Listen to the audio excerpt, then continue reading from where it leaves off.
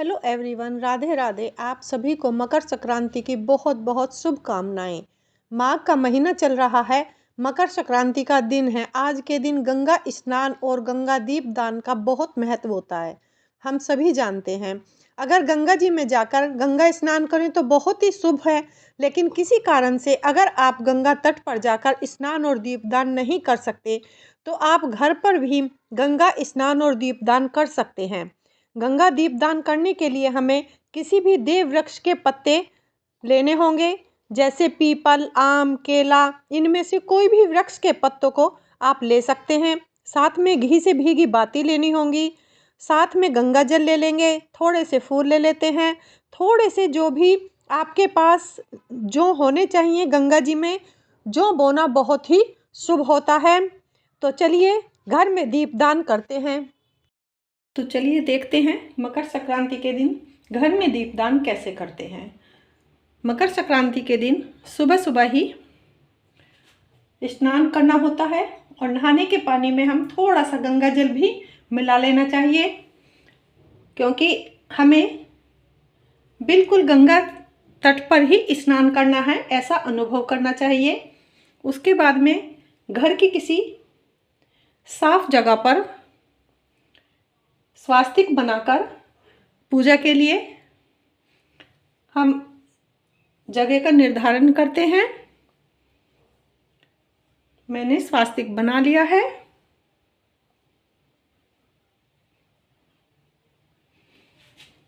और अब हम एक परात ले लेंगे, कोई भी बड़ा बर्तन ले लेते हैं।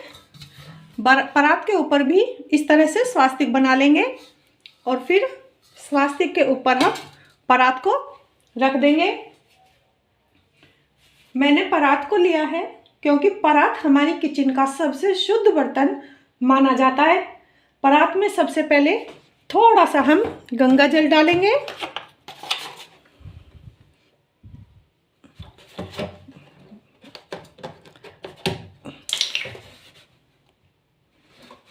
उसके बाद में कोई भी शुद्ध जल लेकर परात को हम जल से भर लेंगे। इस तरह से हमने गंगा जी को कृत्रिम रूप में घर में ही तैयार कर लिया है, रूप बनाकर उनका तैयार कर लिया है। सबसे पहले हम गंगा जी को सजा देते हैं, रोली से अच्छे से तिलक लगा देते हैं। जिस तरह हम तट पर जाकर पूजा करते हैं तो भी हम पहले तट की साज सज्जा करते हैं, उसके बाद ही पूजा करते हैं। उसी तरह से हम उसके बाद में हम फूल समर्पित कर देंगे।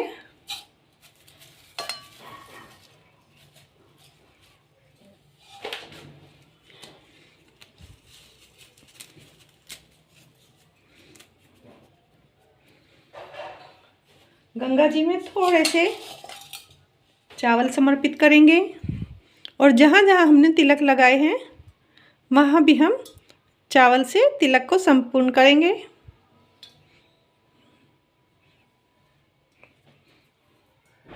अगर आपके पास फूल नहीं है तो आप बगैर फूल के भी पूजा कर सकते हैं। हमें गंगा जी में जौ समर्पित करने हैं।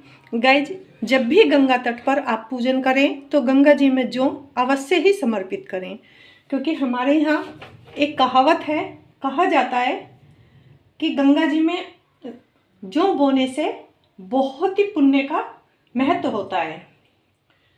एक पुरानी कहावत है, जब भी कोई बहुत अच्छा कार्य होता है तो कहा जाता है कि जरूर इस आदमी ने पिछले जन्म में गंगा जी में जौ बोए होंगे, इसीलिए इसके साथ इतना अच्छा होता है। इसके बाद हम गंगा दीपदान करेंगे।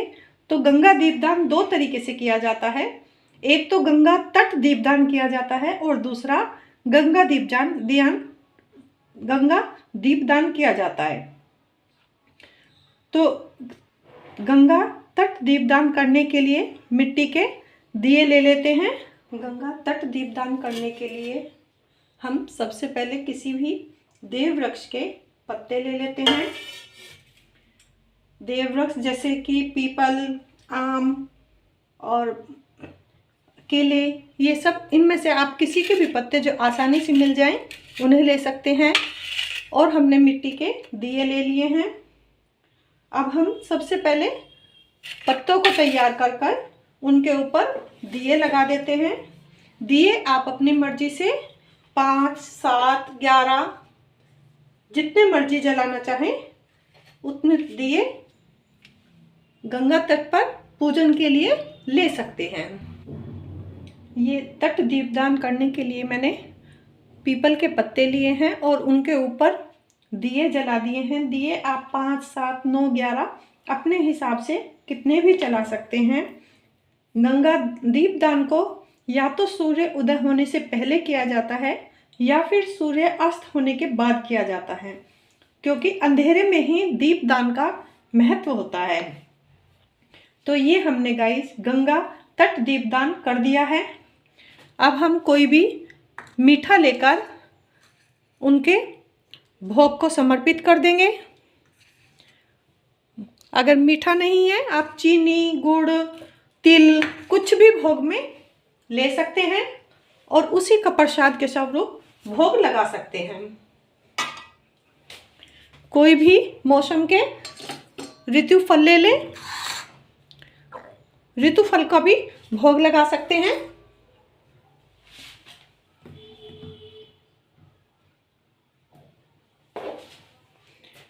ये हमने गंगा तट दीपदान कर लिया है।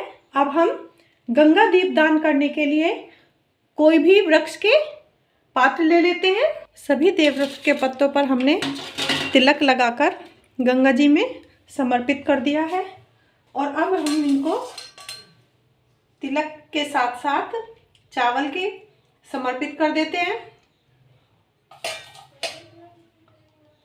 अब हम घी में डूबी हुई बाती के साथ गंगा जी में दीपदान करते हैं। सभी देव पत्तों को मैंने अच्छे से साफ करके उन पे तिलक लगाकर गंगा जी में पूजा करी है और साथ में चावल भी अर्पित कर दिए हैं। बस अब हम घी से लगी हुई बातियों को गंगा जी में जलाते हैं और दीपदान को शुरू करते हैं। सभी बातियों को हम भोग स्वरूप थोड़ा सा मीठा समर्पित कर देते हैं।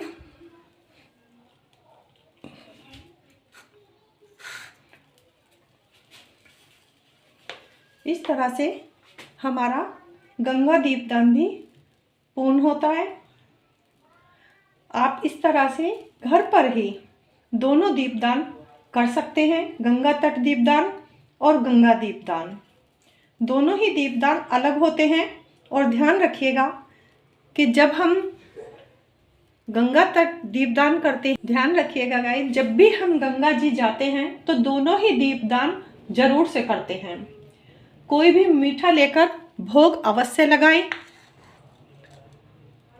मौसम का फल भी लें, और भी कुछ नहीं है तो आप चीनी ले सकते हैं, तिल भी समर्पित कर सकते हैं। जो भी आपके पास है आप उसे भोग स्वरूप जरूर से समर्पित करें। उसके बाद अगर आप चाहें तो कथा सुन सकते हैं। हाथ जोड़कर पूजा में रह गई कमियों को क्षमा याचना करेंगे, अपनी श्रद्धा से दक्षिणा भी चढ़ा देंगे और अब हम गंगा जी की आरती करेंगे। इस तरह से हमारी पूजा पूर्ण हो जाती है।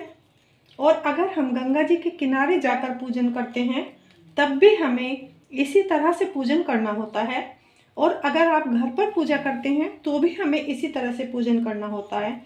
तो बहुत ही सरल तरीके से घर पर ही गंगा जी का पूजन हम कर सकते हैं। और इस बार